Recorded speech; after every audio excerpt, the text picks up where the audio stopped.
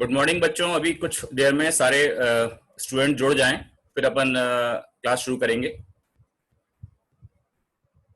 आज online enrichment course का starting है।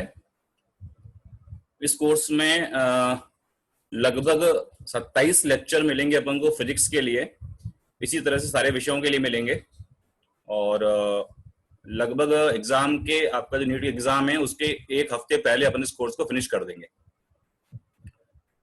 इस कोर्स का पर्पस ये है कि अभी तक जो पिछले एक साल में आपने पढ़ा है एलन के साथ में रिवाइज भी कर रहे हैं अपने हिसाब से, लेकिन चूंकि लॉकडाउन और कोरोना इन संकटों की वजह से थोड़ी समस्या जो आप फेस कर रहे हैं, इसलिए ये क्रैश कोर्स चालू किया गया है, ऑनलाइन एनरिचमेंट कोर्स चालू किया गया है कि आपको रिवीजन का एक प्रॉपर प्लेटफॉर्म मिल जाए, जहां पर कि आप अभी तक की सारी पढ़ी हुई चीजों को बड़ी शॉर्टली, फास्टली, क्विकली, अच्छे ढंग से आप उसको रिवाइज कर लें।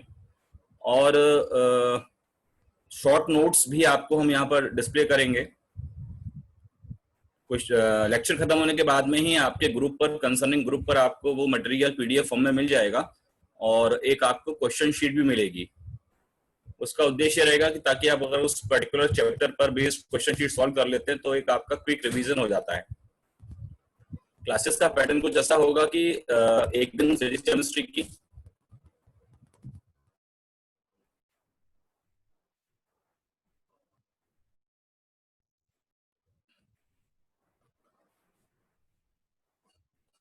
क्या मेरी आवाज आपको आ रही है?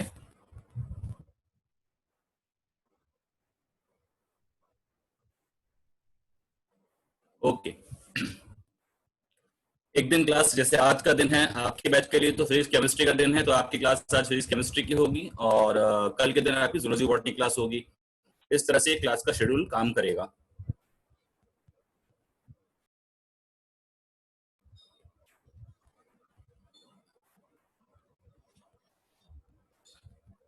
अभी हम 1-2 मिनट वेट करते हैं ताकि बच्चे अभी कुछ ज्वाइन कर रहे हैं।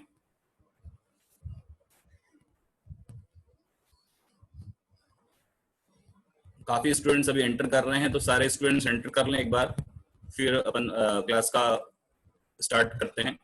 आज जो चैप्टर डिस्कस करेंगे वो फिजिक्स का फर्स्ट चैप्टर रहेगा 11th क्लास का। आप जानते हैं motion in one dimension.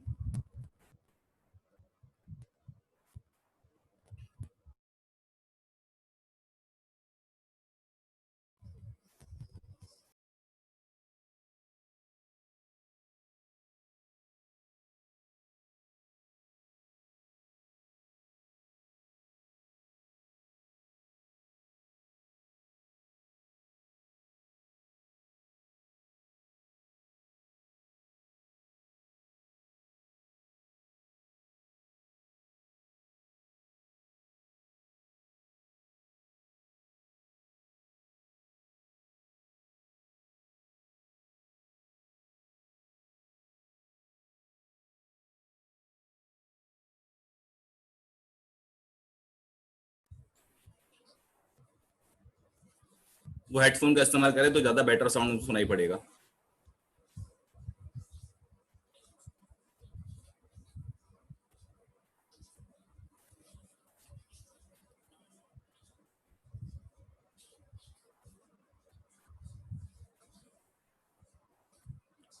Elon Indore से मेरी बात चल रही है लाइव, तो मैं पूछना चाहूंगा एलन इंदौर से कि क्या आप मीटिंग शुरू कर सकते हैं, क्लासेस शुरू कर सकते हैं?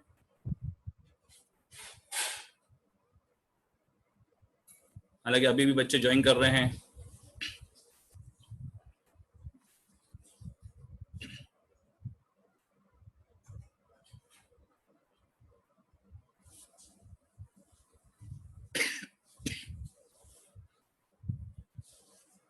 तब तक मैं आपको क्लास के बारे के फॉर्मेट के बारे में बता दूं। डेली आपकी 2 क्लासेस रहेंगी। एक दिन फिजिक्स केमिस्ट्री का टर्न होगा, एक दिन जूलॉजी बॉटनी का टर्न होगा। पर सब्जेक्ट क्लासेस का टाइम 1 घंटे का होगा। पर्पस इस क्लास का है रिवीजन। बच्चों, मेरा आपसे गुजारिश है, जिन बच्चों ने अभी ज्वाइन किया है, लगभग 500 बच्चे ज्वाइन कर चुके हैं, तो प्लीज अपना सभी लोग अपना वीडियो बंद कर दीजिए। उससे आप ही को आसानी होगी, आप तक जो भी टेलीकास्ट हो रहा है, जो भी आप क्लासेस देख पा रहे हैं, वो बेटर ढंग से आप तक पहुंच सकेगी। ऑडियो हम लोग यहाँ से कंट्रोल कर रहे हैं, लेकिन वीडियो आपका ही पास कंट्रोल है, तो अगर प्लीज आप अपने सारे वीडियोस बंद कर दें तो क्लास बेटर ढंग से आप तक पहुंच पाएगी।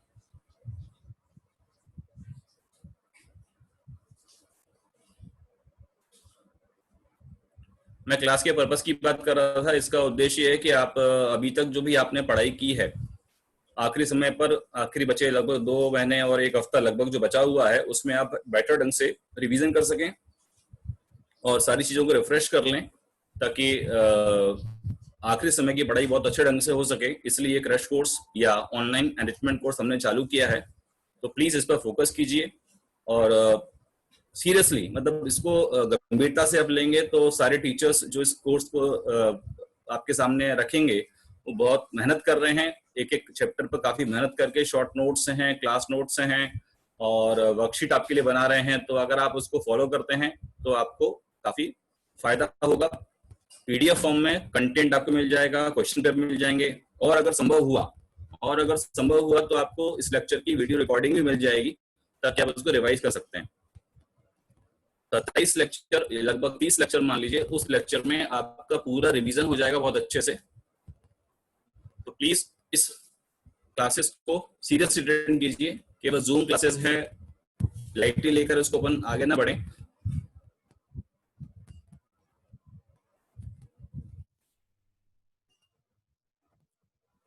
ठीक, अब मेरे पास आदेश आ चुका है कि मैं क्लास शुरू कर सकता हूं, तो अब हम क्लास शुरू करते हैं। आज का जो चैप्टर है अपना है वो मोशन इन 1 डायमेंशन। तो मैं आपके सामने स्क्रीन शेयरिंग करूंगा। स्क्रीन शेयरिंग पर जो पावर पॉइंट प्रेजेंटेशन आपके सामने आएगा और हम इसको एक्सप्लेन करेंगे।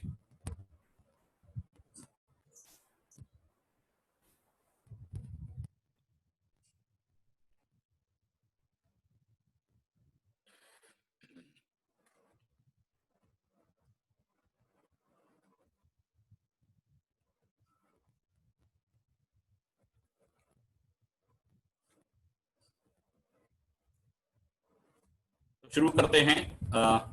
ऑनलाइन मैनेजमेंट कोर्स में फर्स्ट लेक्चर फिजिक्स का है। इसमें फर्स्ट चैप्टर जो हम आज शुरू कर रहे हैं वो है मोशन इन 1 डायमेंशन।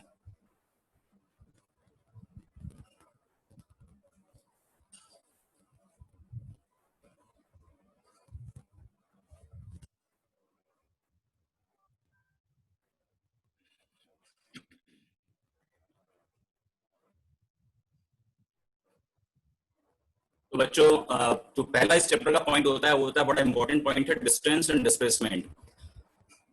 बहुत कुछ है समझने के लिए, लेकिन अब चूंकि क्रैश कोर्स है तो उसमें हम यूं कह सकते हैं कि डिस्टेंस और डिस्प्लेसमेंट में आप जानते हैं, डिस्टेंस जो होता है वो क्वांटिटी है स्केलर, और डिस्प्लेसमेंट क्वांटिटी जो होती है वेक्टर होती है। दोनों में फर्क होता है कि डिस्टेंस की वैल्यू हमेशा डिस्प्लेसमेंट के मैग्नीट्यूड से ज्यादा होगी या बराबर होगी।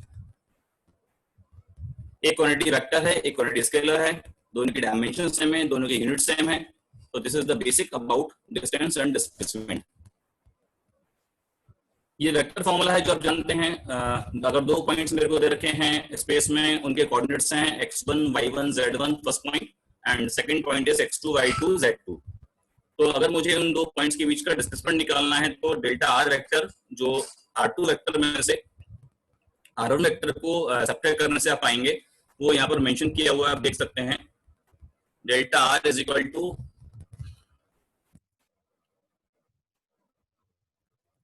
Delta X I, delta Y J और डेल्टा जेड के कैप। Excuse me. अब चालू होता है इसका second part, speed and velocity के बारे में। तो आप जानते हैं स्पीड और वेलोसिटी को हम 4 क्लासिफाई करते हैं। पहला होता है यूनिफॉर्म, दूसरा होता है नॉन यूनिफॉर्म, तीसरा है एवरेज और चौथा है instantaneous. Exam point of view से, नीट के पॉइंट ऑफ व्यू से आप देखें तो क्वेश्चन जो उसमें लास्ट टाइम 2019 में भी सवाल आया था एवरेज स्पीड का, ये बहुत ही इंपॉर्टेंट फॉर्मूला है। एवरेज स्पीड हम 2 तरह से निकालते हैं, एक होता है टाइम एवरेज, एक होता है डिस्टेंस एवरेज। तो पहले मैं बात कर रहा हूँ आपके सामने टाइम एवरेज स्पीड की। इसमें हमने total distance covered upon total time किया हुआ है, और हमने टाइम को डिवाइड किया हुआ है कई पार्ट्स में। v1 t1 v2 t2 ये रेस्पेक्टिवली पार्ट में डिस्टेंस ट्रेवल्ड हो गई और अपॉन में टोटल टाइम रखा मैंने t1 t2 t3 का समेशन। इंपॉर्टेंट ये है कि अगर मैंने टाइम को दो इक्वल पार्ट में डिवाइड करा तो एवरेज फॉर्मूला बन के सिमट के रह जाएगा v1 प्लस v2 बाई 2। इसी तरह से अगर मैंने टाइम को तीन इक्वल पार्ट में डिवाइड करा तो फॉर्मूला बन के आएगा v1 plus v2 plus v3 by 3। इसी तरह से अगर मैं टाइम को n पार्ट में डिवाइड करता हूं n पार्ट्स में तो स्पीड एवरेज निकालने का फॉर्मूला हो जाएगा v1 plus v2 dash dash dash up to vn upon total number of n, मतलब कितने पार्ट्स में आपने टाइम को इक्वली डिवाइड किया है। उसके बाद आता है डिस्टेंस एवरेज स्पीड। इसमें हम क्या करते हैं, डिस्टेंस को इक्वली या अनइक्वली भी कर सकते हैं। क्वेश्चन आपको मैं दिखाऊंगा, इसमें अनइक्वल भी डिवाइड किया हम लोगों ने। तो अभी फिलहाल ये जो नीचे वाला एक्सप्रेशन आप देख रहे हैं वी एवरेज वाला, ये डिस्टेंस को मैंने दो इक्वल पार्ट में डिवाइड कर रखा है। ऊपर वाला फॉर्मूला जनरल फॉर्मूला है, नीचे वाला फॉर्मूला जो आप देख रहे हो उसमें डिस्टेंस को मैंने दो इक्वल पार्ट में डिवाइड किया हुआ है। तो वी एवरेज का फॉर्मूला बन जाता है 2v1 v2 upon v1 plus v2। यही क्वेश्चन 2019 में नीट में पूछा गया था, आप ध्यान से जाके चेक करिएगा। अगर टाइम डिस्टेंस को मैंने तीन इक्वल पार्ट में डिवाइड करा है तब जो वी एवरेज का जो फॉर्मूला बनता है वो होता है 3v1 v2 v3 upon v2 v3 plus v1 v3 plus v1 v2। This is the formula of the average speed जब हमने डिस्टेंस को तीन पार्ट में डिवाइड किया हुआ है। फिर आता है स्पीड इंस्टेंटेनियस, कुछ भी नहीं है, delta S by delta T जो फॉर्मूला होता है एवरेज स्पीड का, अगर हम उसमें टाइम को करते हैं टेंड्स टू 0 तो यही फॉर्मूला बन जाता है इंस्टेंटेनियस स्पीड के लिए। जो आप देख रहे हैं ds बाय dt बन जाएगा। इस पर भी एग्जाम में अच्छे अच्छे क्वेश्चन आते हैं और डिफरेंशिएशन तो आप जानते ही हैं। वेलोसिटी की बात की जाए तो फर्क इतना सा है कि यहाँ पर जो पीछे डेल्टा एस था अब यहाँ पर वो बन गया है delta R. Delta R by delta T, this is the formula of the average velocity. लेकिन अगर मुझे चाहिए इंस्टेंटेनियस तो बस इतना भर करना है मेरे को, इसमें डेल्टा टी जो है टाइम उसको मुझे टेंड्स टू 0 करना है ताकि वो dr बाय dt बन जाता है। एक्सेलरेशन, एक्सेलरेशन में आप देखिए एवरेज एक्सेलरेशन का जो फॉर्मूला है वो है delta we upon delta T. इसमें भी सेम स्टोरी है कि अगर आपको चाहिए इंस्टेंटेनियस तो कुछ नहीं करना है, डेल्टा टी जो लिखा है उसको टेंड्स टू 0 मान लेते हैं अपन, तो a का एक्सप्रेशन बनता है a is equal to dv by dt। अगर आप v को dx बाय dt पुट करते हैं तो ये फॉर्मूला यूं भी कह सकता हूं मैं कि x का मतलब पोजीशन का टाइम के रिस्पेक्ट में दो बार करो डिफरेंशिएशन तब भी आपको इंस्टेंटेनियस एक्सेलरेशन मिल जाता है। अब इस चैप्टर का बड़ा ही इंपॉर्टेंट क्वेश्चन जहां से बनता है, इस चैप्टर का बिल्कुल बेसिक्स भी है, इक्वेशन ऑफ मोशन।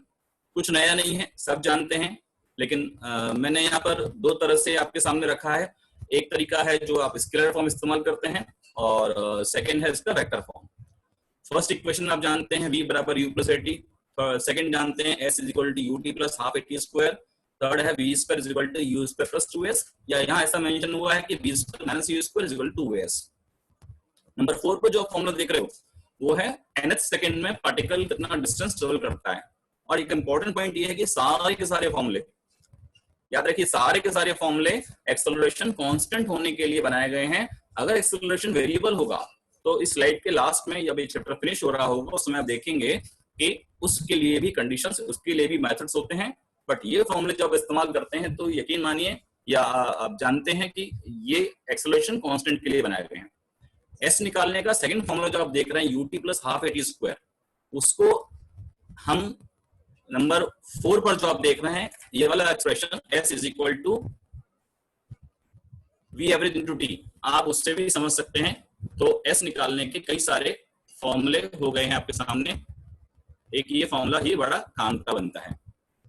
अगर आप ऐसे निकालना चाहते हैं लेकिन आपको v पता है, v बोले तो फाइनल वेलोसिटी, तो s का एक्सप्रेशन बन जाता है s is equal to v t minus half a t square.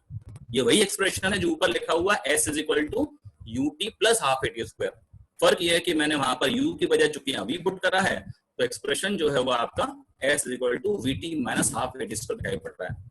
Left में स्केलर फॉर्म है और राइट में यही चीज आपको वेक्टर फॉर्म में भी दिखाई पड़ रही है। अब इक्वेशन ऑफ मोशन जो आपने अभी देख रहे थे उसमें एक्सेलरेशन a था, बट अगर मैं बात करता हूँ मोशन अंडर ग्रेविटी की, क्योंकि ग्रेविटी के अंडर में भी मोशन जो होता है वो मोशन वन डायमेंशन ही कहलाता है। फर्क इतना सा होता है कि बस यहाँ पर हम ए की वैल्यू जो होती है, एक्सेलरेशन जो होता है, उसको हम स्मॉल जी पुट कर देते हैं। तो इस तरह से एक्सेलरेशन की जगह ए की जगह जी पुट कर दिया जाए, एस की जगह एच पुट कर दिया जाए, क्योंकि यहाँ पर हाइट होगी मेरे लिए, तो एस की जगह एच पुट कर दिया, तो मेरे सामने equation of motion under gravity के लिए इक्वेशंस जो बनती हैं वो आपके सामने स्क्रीन पर आप देख पा रहे हैं। दोनों साइन इस्तेमाल किए हैं साइन कन्वेंशन के लिए, कहाँ हम ओरिजिन डिसाइड करेंगे, कहाँ डायरेक्शन को पॉजिटिव मानेंगे, कहाँ नेगेटिव मानेंगे, इसलिए मैंने यहाँ पर दोनों साइन का इस्तेमाल किया हुआ है। अगर अभी तक की लेक्चर की बातें अगर आपको क्लियर समझ में आ रही हैं, कम्युनिकेट प्रॉपर हो रहा है, तो प्लीज यस का मैसेज कीजिए ताकि मैं चेक कर सकूं कि मेरी बात आपको सही ढंग से पहुंच रही है। अब मोशन अंडर ग्रेविटी में ही चलते हैं।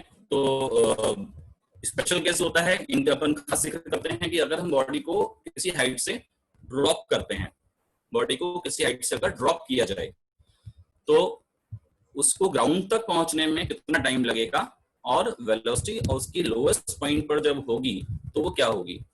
तो बड़े सिंपल इक्वेशन आप जानते हैं, उन्हीं का इस्तेमाल करके मैंने ये फॉर्मूला बनाया हुआ है। हम इसको एज ए रिजल्ट भी याद कर सकते हैं। v हो जाएगा velocity at the bottom point हो जाएगा root of 2gh, where h is the height of the tower, you can say. और अगर पार्टिकल को ग्राउंड तक पहुंचने का टाइम ऑफ डेसेंट निकाला जाए तो ये टाइम ऑफ डेसेंट का एक्सप्रेशन आता है t is equal to under root of 2h/g।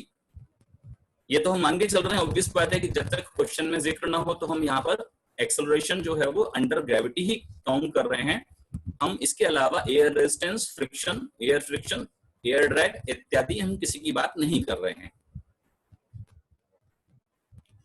अब एक स्पेशल केस और है, इसमें आप देखें कि अगर हम बॉडी को ग्राउंड लेवल से खड़े होकर वर्टिकली अपवर्ड फ्लो करते हैं और हम फिर से केवल ग्रेविटी की बात कर रहे हैं, तो बॉडी कुल मैक्सिमम कितनी हाइट तक जा सकती है उसको देखने का तरीका होता है, इक्वेशन आप जानते ही हैं, v square equal to u square minus 2gh। Final velocity को आप उसमें 0 कर दीजिए, तो ये एक्सप्रेशन जो आप देख रहे हैं, ये वाला एक्सप्रेशन ये बन जाता है h equal to u square by 2g। This is the maximum height reached by the body.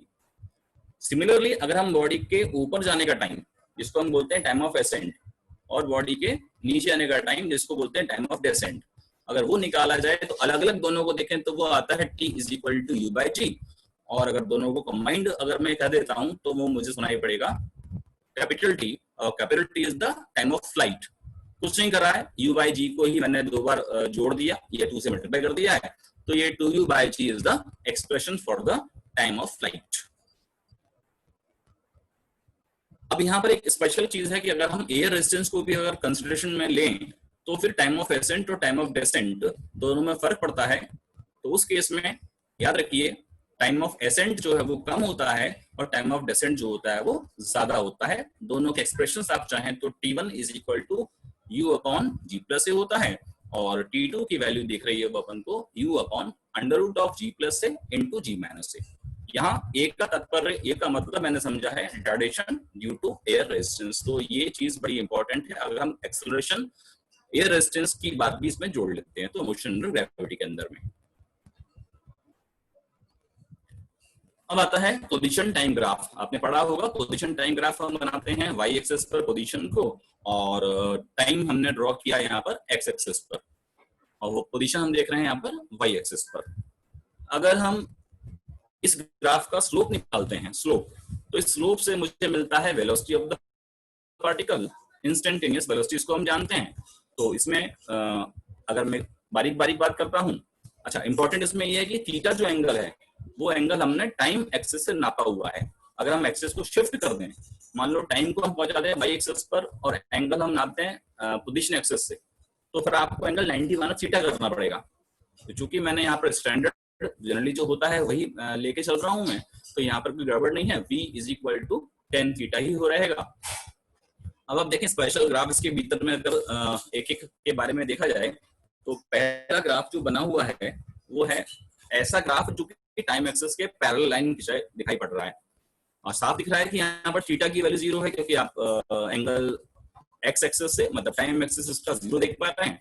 तो थीटा 0 होने पर tan थीटा 0 हो गया, वेलोसिटी 0 हो गई, मतलब ये ग्राफ शो करता है कि पार्टिकल की पोजीशन कांस्टेंट है। मतलब पार्टिकल रेस्ट में है, आप ऐसा भी कह सकते हैं। अब ग्राफ दूसरा देखिए जिसको मैं बी नाम दिया हुआ है, इसमें टाइम एक्सिस और के परपेंडिकुलर, मतलब लाइन जो है वर्टिकल ड्रॉ दिखाई गई है, तो यहाँ थीटा 90 दिखा पड़ रहा है, तो इसका मतलब हुआ कि ये वेलोसिटी जो पार्टिकल की है वो इनफाइनाइट कही जाएगी। तीसरा ग्राफ दिखाई पड़ रहा है मेरे को पोजीशन टाइम के बीच में, जहां पर कि स्लोप कांस्टेंट है, मतलब v की वैल्यू कांस्टेंट है। तो इस तरह से हम इन तीन ग्राफों को देखते हैं, पहले में v की वैल्यू 0 है, सेकंड में v की वैल्यू इनफाइनाइट है, थर्ड वाले में v की वैल्यू जो भी है थीटा के हिसाब से कांस्टेंट होगी। अब आता है पोजीशन टाइम ग्राफ में, और हमने वहां देखे 3 ग्राफ, कुछ इसी तरह के कुछ और मॉडिफिकेशन के साथ में ग्राफ कुछ और दिख रहे हैं यहाँ पे मेरे को। तो ग्राफ नंबर डी जो दिखाई पड़ रहा है उसमें आप देखो कि इनिशियल टी की वैल्यू 0 पर पार्टिकल की पोजीशन 0 नहीं है, मतलब स्टार्टिंग पॉइंट जब टाइम स्टार्ट हो रहा है उस कंडीशन में पार्टिकल की पोजीशन 0 पर नहीं है। लेकिन यहाँ पर वेलोसिटी चूंकि थीटा की वैल्यू 90 से कम है तो वेलोसिटी यहाँ पर कांस्टेंट है और पॉजिटिव है, और चूंकि वेलोसिटी कांस्टेंट है तो अपन ये भी कह सकते हैं कि यहाँ पर एक्सेलरेशन की वैल्यू 0 है। इसी तरह से आगे ग्राफ चलता है, ई ग्राफ पर आप देखें तो यहाँ पर स्लोप नेगेटिव है, का मतलब है कि यहाँ पर वेलोसिटी कांस्टेंट है बट नेगेटिव है, और चूंकि कांस्टेंट है नेगेटिव हो चाहे पॉजिटिव हो, एक्सेलरेशन तो 0 ही होने वाला है। एफ ग्राफ को आप देखो तो पोजीशन टाइम पर हम देखते हैं तो यहाँ पर थीटा जो आप देख रहे हैं उसका वैल्यू, स्लोप की वैल्यू ज्यो ज्यो टाइम इंक्रीज हो रहा है वैसे वैसे स्लोप बढ़ रहा है, और थीटा चूंकि बढ़ रहा है तो हम कह सकते हैं कि टेन थीटा की वैल्यू बढ़ रही है, वेलोसिटी की वैल्यू बढ़ रही है। इसको हम बोलते हैं नॉन यूनिफॉर्म एक्सेलरेशन। फिर ग्राफ आता है पोजीशन टाइम ग्राफ नेक्स्ट, जिसमें कि आप देख रहे हैं कि स्लोप की वैल्यू जो है वो आहिस्ता आहिस्ता घट रही है, थीटा की वैल्यू कम हो रही है, थीटा की वैल्यू कम हो रही है तो इसका मतलब है कि वेलोसिटी की वैल्यू कम हो रही है। क्या सभी तक मेरी आवाज पहुंच रही है? यदि पहुंच रही है तो मैसेज बॉक्स में यस टाइप कर दें ताकि कॉन्फिडेंस बन जाए कि आप तक मेरी आवाज सही ढंग से पहुंच पा रही है। पोजीशन टाइम ग्राफ में एक दो स्पेशल ग्राफ और देखते हैं। एक में पोजीशन टाइम ग्राफ पैराबोलिक बना हुआ है जिसमें कि वो टाइम के हिसाब से ऊपर उठकर फिर नीचे गिर रहा है। इसमें स्लोप आप देखो तो 0 से t1 जो टाइम इंटरवल है उसमें स्लोप पॉजिटिव आ रहा है, और t1 से t2 के बीच में स्लोप उसका नेगेटिव आ रहा है। तो क्लियर हम कह सकते हैं कि स्पेशली जब टाइम t1 है, t1 स्पेशल टाइम t1 है, तो यहाँ पर स्लोप 0 है तो वहां पर v की वैल्यू 0 होगी, लेकिन 0 से t1 टाइम इंटरवल में वेलोसिटी पॉजिटिव है और t1 से t2 टाइम इंटरवल में वेलोसिटी उसकी नेगेटिव दिखाई पड़ रही है। ग्राफ का जो आई पार्ट दिख रहे हैं आप, आई ग्राफ जो आप देख रहे हो पोजीशन टाइम के बीच में, वो ड्रॉ कर दिया गया है समझाने के लिए आपको, बट यहाँ पर क्लियर होना चाहिए कि यहाँ पर ये ग्राफ पॉसिबल नहीं है। इसलिए पॉसिबल नहीं है कि एक ही टाइम पर आप देख रहे हैं कि पार्टिकल को दो लोकेशंस पर, दो पोजीशंस पर दिखाया गया है, y1 और y2। ऐसा पॉसिबल नहीं है, ऐसा हो नहीं सकता, क्योंकि एक ही टाइम पर पार्टिकल की दो पोजीशन होना पॉसिबल नहीं है। तो अपन कह सकते हैं कि ये वाला ग्राफ प्रैक्टिकली पॉसिबल नहीं। इसी तरह से और आगे बढ़ते हैं तो इंपॉर्टेंट ग्राफ है, जैसा पीटी होता है पोजीशन टाइम, उसी तरह से होता है VT graph, velocity time graph. इसमें भी हम स्लोप से काम करते हैं। तो इस ग्राफ का जो स्लोप है वो स्लोप मुझे देगा किसी पर्टिकुलर टाइम इंस्टेंट पर, उस पर्टिकुलर लोकेशन पर मैं पार्टिकल का एक्सेलरेशन पता कर सकता हूं वीटी ग्राफ के स्लोप से। आप देख रहे हैं tan theta is equal to acceleration instantaneous display कर रहा है। अगर मुझे इस वीटी ग्राफ का एरिया मिल जाए, दो टाइम इंटरवल आप डिफाइन कर दीजिए, उस टाइम पर अगर मुझे इसका एरिया निकाल लूं मैं, तो मुझे उस पार्टिकल का टोटल डिस्प्लेसमेंट मिल जाएगा।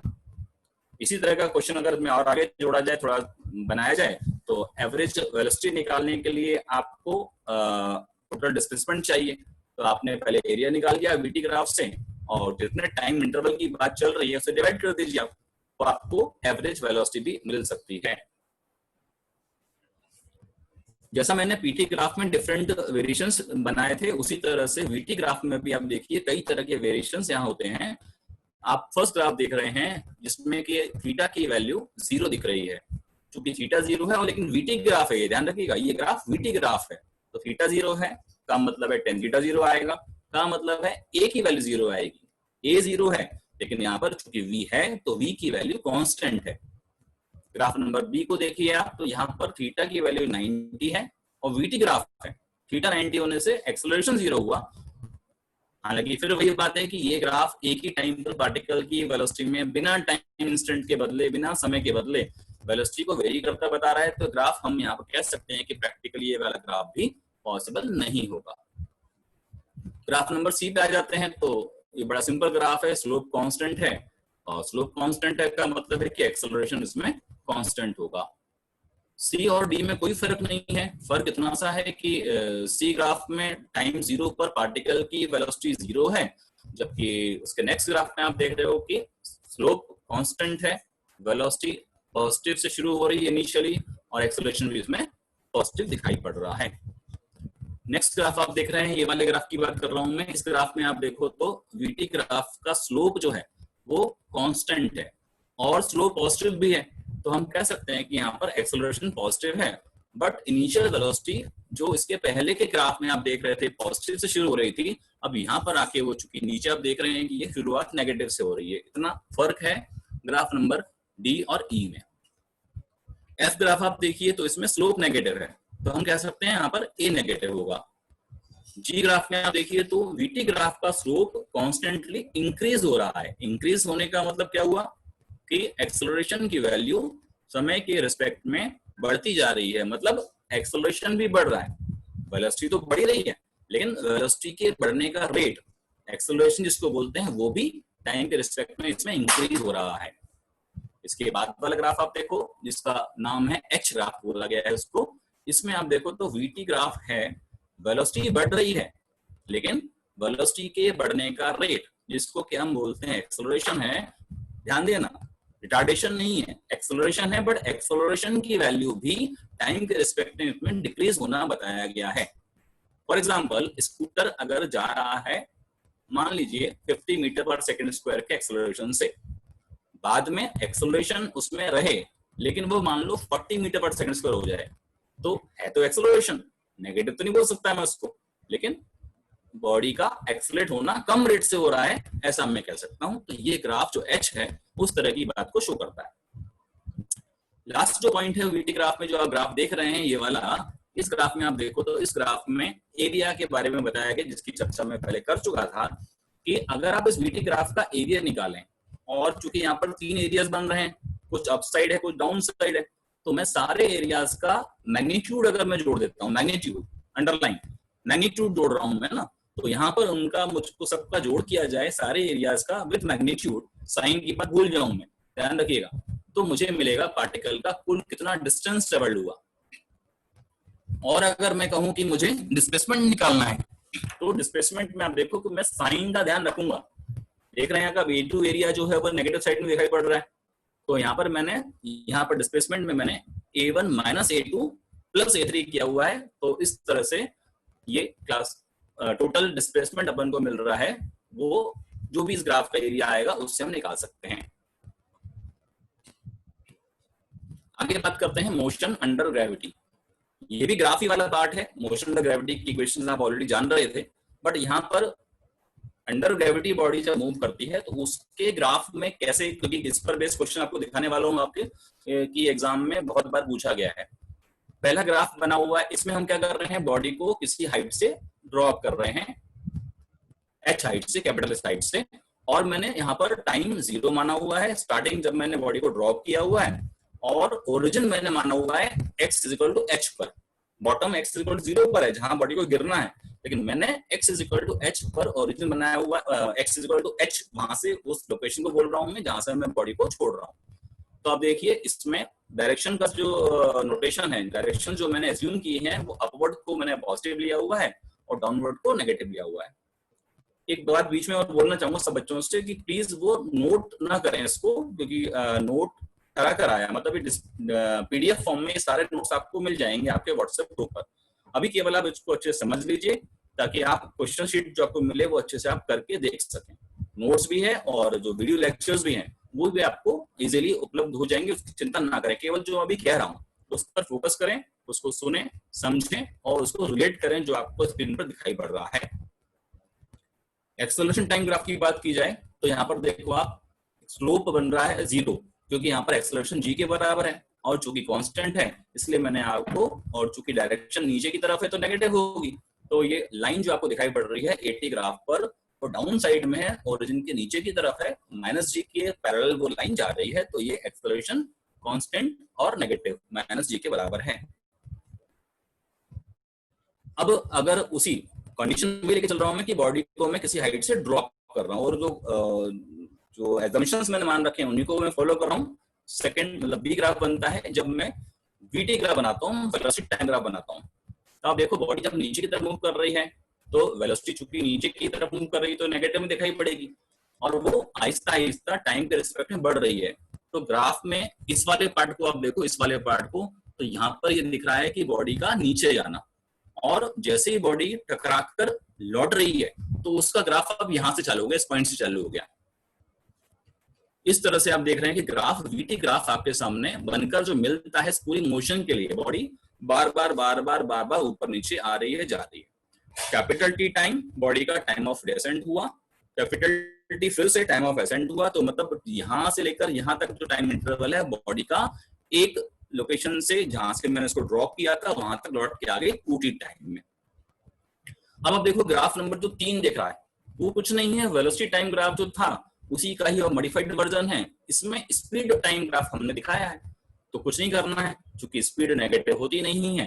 तो ग्राफ का जो नेगेटिव पार्ट आपको दिखाई पड़ रहा है ये वाला पार्ट यहाँ पर देखो आप, यहाँ पर देखो आप, यहाँ पर देखो आप, तो ये सारा पार्ट आप पलट दीजिए, मतलब इसको मिरर इमेज कर दीजिए फर्स्ट क्वाड्रेंट में, तो आपको ग्राफ स्पीड टाइम ग्राफ इसी का ऐसा दिखाई पड़ेगा।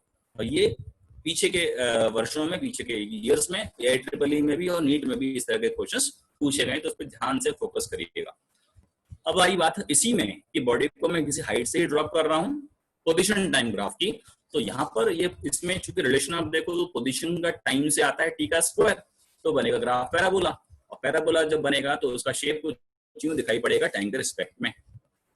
ये ग्राफ है मोशन अंडर ग्रेविटी के बॉडी को किसी हाइट से ड्रॉप करने के कंडीशंस में विद प्रॉपर एजम्पशंस जो मैंने आपको यहाँ पर आपको दिखा रखे हैं, ये वाले एजम्पशंस लिख के ही मैंने ग्राफ बनाए। अब आती है बात वेरिएबल एक्सेलरेशन की, क्योंकि इक्वेशन जो है मोशन की जो मैं रटता हूँ, जो पढ़ता हूँ, वो होती हैं स्पेशली व्हेन एक्सेलरेशन कांस्टेंट।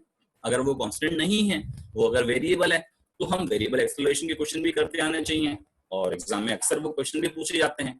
तो इस तरह के क्वेश्चन आप देख रहे हैं, इसमें की मेथड है सिखाने का कि कैसे वो एक्सेलरेशन वेरिएबल वाले क्वेश्चन को आप अटेम्प्ट कर सकते हैं। अब क्योंकि बेसिक जो चीजें थी सारी कंसेप्ट वाइज जो होती हैं वो हमें जितनी आए हम जानते हैं, पहले से भी जानते हैं, लेकिन इंपॉर्टेंट ये है कि आप कैसे क्वेश्चंस को अटेंड करते हैं। अब मैं आपके सामने कुछ सैंपल क्वेश्चंस रखता हूं, संभव हो थोड़ा थोड़ा मैं समय आपको देता चलता हूं, अगर आप जवाब देते चलें तो यहीं कहीं काम सीखने का हो जाएगा और प्रैक्टिस भी हो जाएगी। पहला क्वेश्चन आप देखिए, a person move 30 metre north and then 20 metre towards east. ये क्वेश्चन आपका किया हुआ होगा, LN के मॉड्यूल में भी आपको मिल जाता है। फॉर द रिवीजन पर्पस यहाँ पर मैंने इसको उठाया हुआ है, लेकिन आंसर याद है ऐसा मत करना, समझ के करना, ताकि आप समझ जाएं कि अगर कुछ मॉडिफिकेशन भी हो जाए इस प्रश्न में तो भी आप उसको समझ के कर सकें। कोई आंसर यहाँ पर बोलना चाहेगा A, B, C, D में से कोई, जिन लोगों को भी आंसर आता हो फटाफट मुझे SMS करें, चैट के थ्रू मैसेज बताएं कि इसका आंसर क्या होगा। 30 सेकंड का टाइम मैं आपको दे रहा हूं, जल्दी से। क्वेश्चन आपके लिए नया नहीं है, पुराना क्वेश्चन है, लेकिन बस करते आना चाहिए। 20 सेकंड और है आपके पास में।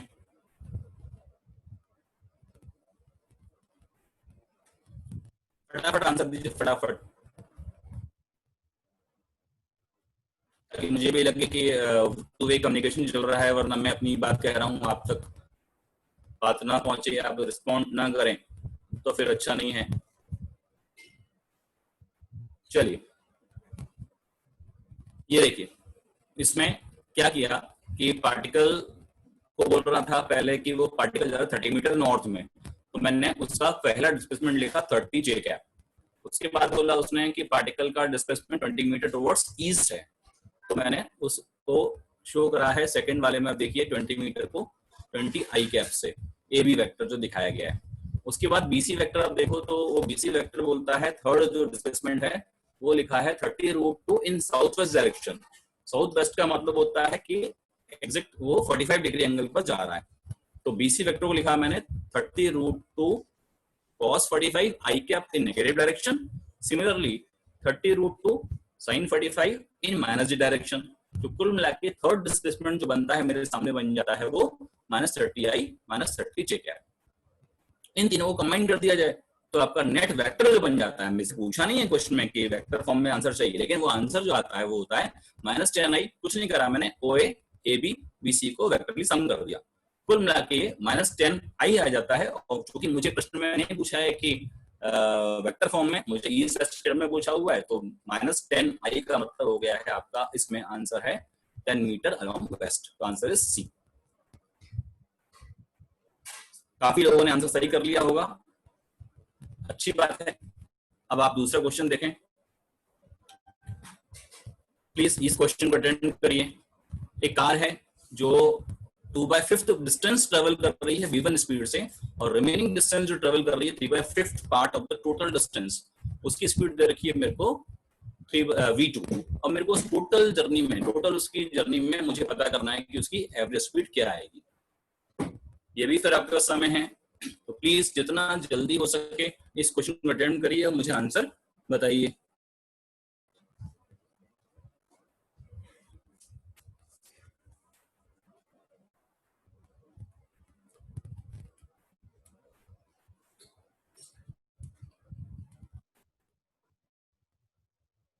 ये देखिए यहाँ पर मैंने इसको अटेम्प्ट किया, total distance travelled upon total time taken. तो टोटल डिस्टेंस तो मेरे पास x मानी है मैंने, लेकिन नीचे जो टाइम है उस t1 को मैंने लिखा time is equal to distance upon speed, तो 2x अपॉन 5 अपॉन v1। और सेकंड पार्ट में स्पीड जो है वो v2 है और रिमेनिंग डिस्टेंस जो है 3x/5 है, तो 3x/5 अपॉन v2 किया मैंने। तो इस तरह से मुझे एवरेज स्पीड मिलती है 5v1 v2 upon 3v1 plus 2v2। मतलब इसमें आपका जो ऑप्शन है वो डी इज करेक्ट। अब आता है क्वेश्चन नंबर 3। ये क्वेश्चन बेस्ड है एक्सेलरेशन पर। इसमें पूछा हुआ है कि x दे रखा है, पार्टिकल की पोजीशन रिस्पेक्ट टू टाइम दे रखी है, और मुझे पूछा है कि बताइए इस पार्टिकल की वेलोसिटी के बारे में हम क्या कह सकते हैं। ऑप्शन दे रखे हैं go and decreasing with time, alpha beta से इंडिपेंडेंट है, अल्फा बीटा अगर बराबर हो जाए तो 0 जाती है, और go and decreasing with time. इसको भी आप 2 मिनट लीजिए अटेम्प्ट करने में।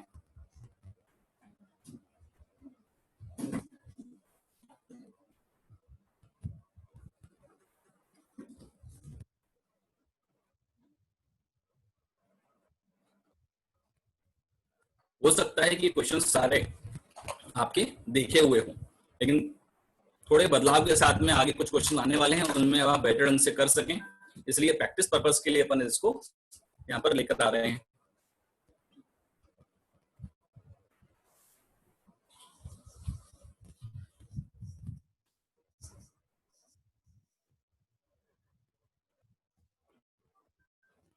ये देखिए इसका सॉल्यूशन आता है सामने। इसमें मैंने क्या करा कि x को पहले किया डिफरेंशिएट, v निकाला मैंने, और v को फिर किया मैंने डिफरेंशिएट, तो मुझे मिलता है एक्सेलरेशन। और एक्सेलरेशन का टर्म आप देख रहे हैं लास्ट में जो बन के दिखाई पड़ रहा है, उसमें मैं t की वैल्यू कुछ भी पुट करता हूँ, स्टार्ट फ्रॉम 0 से कुछ भी मैं अगर t की वैल्यू पुट करता हूँ तो एक्सेलरेशन की वैल्यू हमेशा हमेशा पॉजिटिव आएगी। वर्ड मींस कि एक्सेलरेशन पॉजिटिव रहेगा हमेशा, का मतलब है कि पार्टिकल की वेलोसिटी जो टाइम के रिस्पेक्ट में लगातार बढ़ती ही रहेगी, तो इसको बोलेंगे go on increasing with time. Acceleration positive होने का मतलब ये हुआ।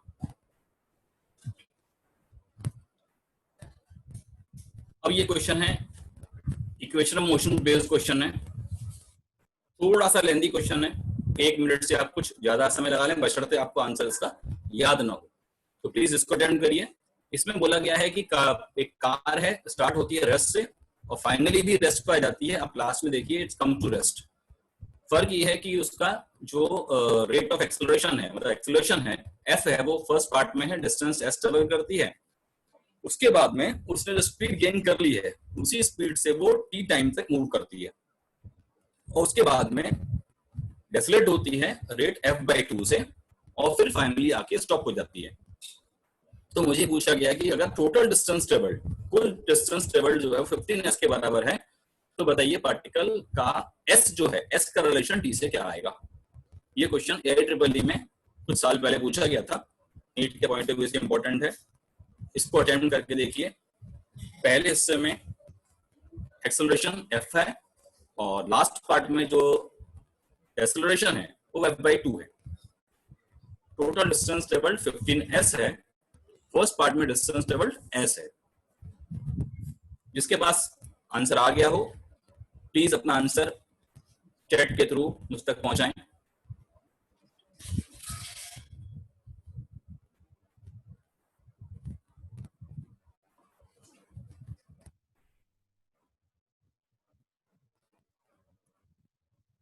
कई लोगों के सही आंसर आ गए हैं। अब जरा देखिए इसको अटेम्प्ट कैसे करते हैं, कैसे इसको सॉल्व करना है। पहले पार्ट में डिस्टेंस, चूंकि क्वेश्चन में एस दे रखा है और दे रखा है एक्सेलरेशन एफ, तो मैंने ये पता किया कि ए से बी तक जब पार्टिकल पहुंचेगा या कार जब पहुंचेगी तो क्या वेलोसिटी वो गेन कर चुकी होगी अप टू पॉइंट बी।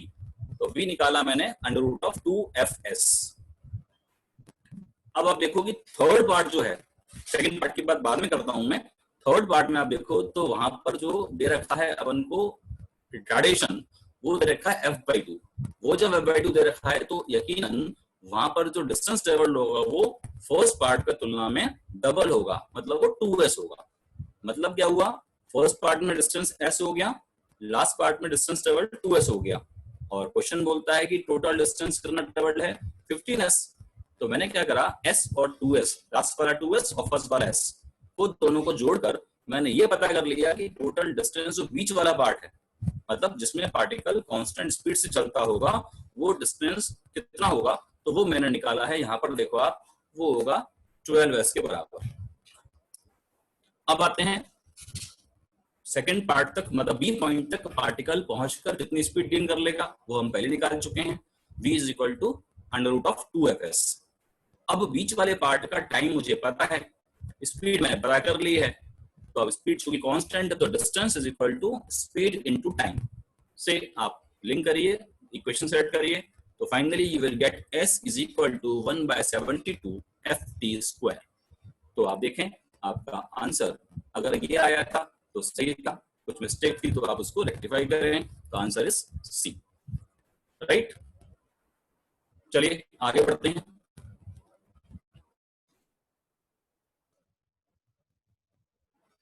अब क्वेश्चन आता है वेरिएबल एक्सेलरेशन वाला क्वेश्चन है।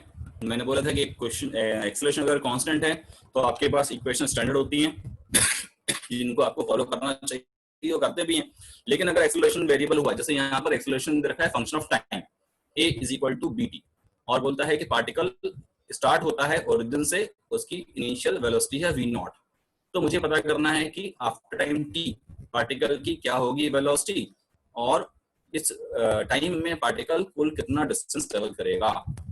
तो आप प्लीज इसका आंसर जल्दी निकाल लीजिए, आपके पास 20 सेकंड का टाइम मिलता है। इस आंसर को जो भी कर ले मैसेज के थ्रू, चैट के थ्रू मुझे फटाफट इसका आंसर भेजें। दो क्वेश्चन है इसमें, पहला मुझे पता करना है टी टाइम बाद में पार्टिकल की वेलोसिटी क्या होगी, और दूसरा क्वेश्चन है कि पार्टिकल कुल कितना डिस्टेंस ट्रेवल करेगा। ध्यान रखिएगा यहाँ पर इक्वेशन ऑफ मोशन आप डायरेक्टली अप्लाई नहीं करेंगे, क्योंकि यहाँ पर एक्सेलरेशन जो है वो कांस्टेंट नहीं है, वेरिएबल है। तो आपको वेरिएबल एक्सेलरेशन के लिए a is equal to dv by dt और dv is equal to integration of a dt का इस्तेमाल करना होगा। a की वैल्यू यहाँ दे रखी है bt, इंटीग्रेट करेंगे, लिमिट लगाएंगे तो v का ऑप्शन आ जाएगा। फिर जब v आ जाएगा तो फिर से आपको करना पड़ेगा v is equal to ds by dt, मतलब ds is equal to v dt, फिर करेंगे आप इंटीग्रेट, और जो v आपने पहले निकाला है फर्स्ट क्वेश्चन का आंसर, उसको वहां पुट करेंगे इंटीग्रेट, लिमिट लगाएंगे, तो आपको मिलेगा सेकेंड क्वेश्चन का आंसर। करिए फटाफट से, और विद इन सेकंड्स 10-20 सेकंड्स में आप इस क्वेश्चन को अटेंड करिए और मुझ तक आंसर पहुंचाइए। आपका इन्वॉल्वमेंट, आपका पार्टिसिपेशन ही इस क्लास को आगे बढ़ाएगा। मालूम पड़ेगा कि आप कितना सीख रहे हैं। आगे क्लासेस में उसी तरह से हम चीजों को लेकर आगे बढ़ेंगे। इस क्लास के तुरंत बाद जैसी क्लास 10 बजे फिजिक्स की फिनिश होगी, तुरंत आपकी केमिस्ट्री क्लास चालू हो जाएगी।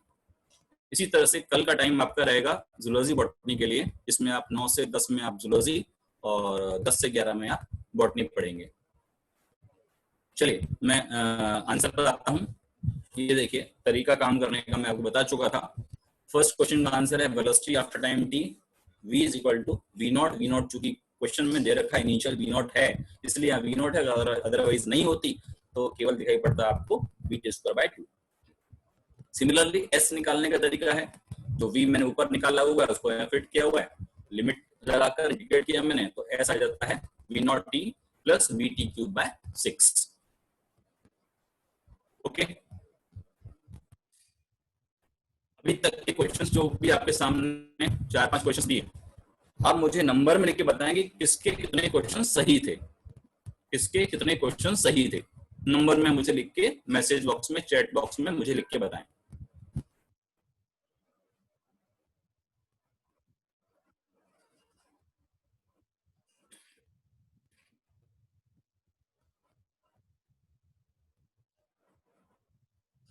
लेक्चर की रिकॉर्डिंग और लेक्चर में जो आप डिस्प्ले देख रहे हैं पीपीटी, ये आपको पीडीएफ फॉर्म में लेक्चर के बाद मिल जाएंगी।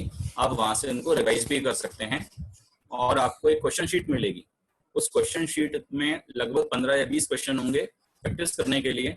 सभी से रिक्वेस्ट है, जो बच्चे सीरियस हैं उनसे रिक्वेस्ट है, कृपया उस शीट को सॉल्व करें, आंसर्स मैच करें और अपने ग्रुप पर जो आपके कंसर्निंग बैचेस हैं उन पर अपने मार्क्स को वहां डिस्प्ले करें। बताएं अपने कंसर्निंग आपके जो बैच मेंटर्स हैं कि आपके फिजिक्स में इतने इतने मार्क्स आए हैं। इससे क्लास सीरियसली लेंगे अपन और अच्छे ढंग से रिवाइज कर सकेंगे चीजों को। अब ये बहुत ही आसान क्वेश्चन है, बहुत ही आसान क्वेश्चन है एग्जाम में लेकिन पूछा गया है, और नीट की परीक्षा में ज्यादा टफ क्वेश्चन आते भी नहीं है। एक व्यक्ति है, एक आदमी है, man throws a ball vertically upward, rises through a 20 meter, returns to his hand। जी दे रखा है, मोशन अंडर ग्रेविटी की इक्वेशन लगानी है, आपको निकालना है कि वेलोसिटी ऑफ द प्रोजेक्शन क्या रही होगी और टोटल टाइम ऑफ फ्लाइट निकालना है। तो very simple, time of flight तो आप जानते हैं 2v/g होता है, बट यहाँ पर आपको u पहले निकालना पड़ेगा। फर्स्ट क्वेश्चन वही दे रखा है, पहले u निकाल लीजिए, उसके बाद आप टाइम ऑफ फ्लाइट निकाल लीजिए। Take your own time, 30 second में आपसे सफिशिएंट है आंसर तक पहुंचने के लिए।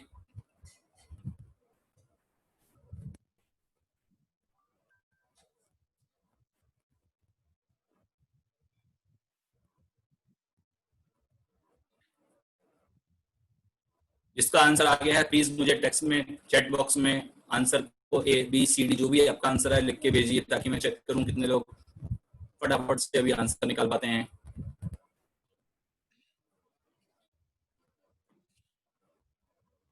क्योंकि आज से लगभग 2 महीने बाद आपका एग्जाम है और ये क्वेश्चन बहुत ही उस लेवल पे नहीं है कि आप टाइम लगाएं।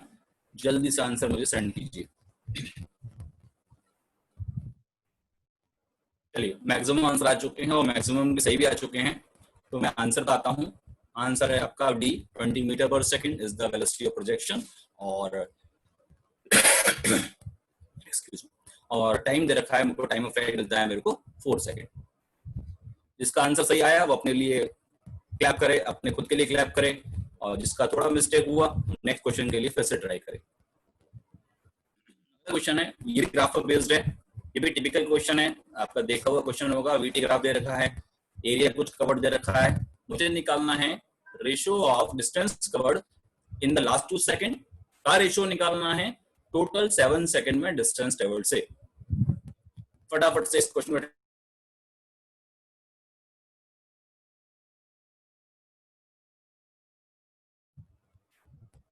30 सेकेंड का टाइम, जल्दी से अटेम्प्ट करिए।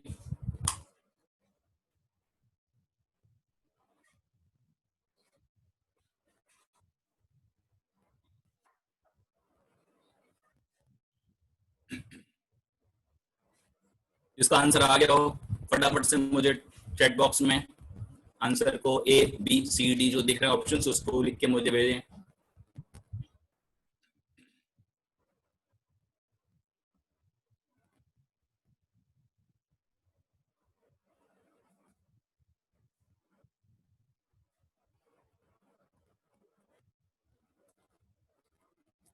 काफी लोग आंसर दे चुके हैं, आंसर 1/4 है।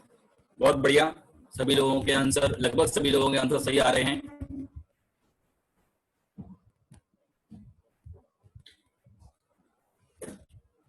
कुछ नहीं करा है मैंने, केवल लास्ट 2 सेकंड का आप देखें तो मैंने इतना एरिया, पहले इतना एरिया निकाल दिया ट्रायंगल का, और फिर पूछा मुझे टोटल 7 सेकंड, तो मैंने बाद में पूरा 7 सेकंड में ये वाला एरिया कवर जो था वो निकाल दिया, तो दोनों का रेशियो निकाल दिया, तो मेरा आंसर आ गया 1/4। तो लास्ट 2 सेकंड और टोटल 7 सेकंड में डिस्टेंस का रेशियो आया 1/4। एक वो ग्राफ का बेस क्वेश्चन है, इसको आप देखो, वेरिएशन ऑफ पोजीशन एक्स की वैल्यू टाइम के हिसाब से ऐसे वेरी कर रही है, और पूछा है कि वीटी ग्राफ कैसा बनेगा। अटेम्प्ट करिए, कितने लोग इसको कर पाते हैं। आंसर इसमें 1 2 3 4 दे रखे हैं, तो 1 2 3 4 के टर्म में मुझे आंसर सेंड कीजिए, ताकि मैं देख सकूं कि कौन कितना फास्ट कर पाता है, क्योंकि NEET exam is the game of time also. X दे रखा है और मुझे, लेकिन ग्राफ मुझे वीटी चाहिए।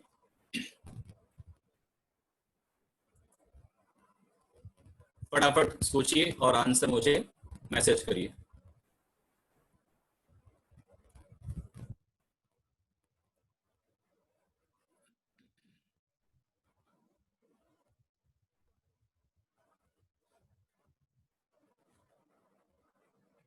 सही, बहुत बढ़िया। अब आते हैं इसके आंसर पर। बहुत से लोगों ने आंसर सही दिया, कुछ एक के आंसर में मिस्टेक थी, तो अपनी मिस्टेक को समझें।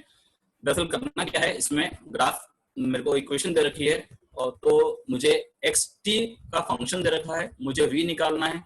जब मैं करूंगा उसको डिफरेंशिएट करने से जो इक्वेशन मेरे को मिलेगी, वो मिलेगी v is equal to -4 + 12t।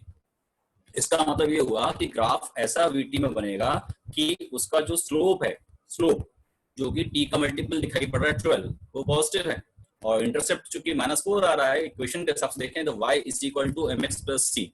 ये इक्वेशन आप जानते हैं, y is equal to mx + c। तो आप इससे इसको कंपेयर कीजिए, तो m की वैल्यू आपको मिल रही है 12 जो कि पॉजिटिव है, और c मिल रहा है आपको -4 जो कि नेगेटिव है। तो इस लिहाज से आप समझें तो ग्राफ आपका पहला करेक्ट होगा। तो answer is first, graph first is correct for the given question.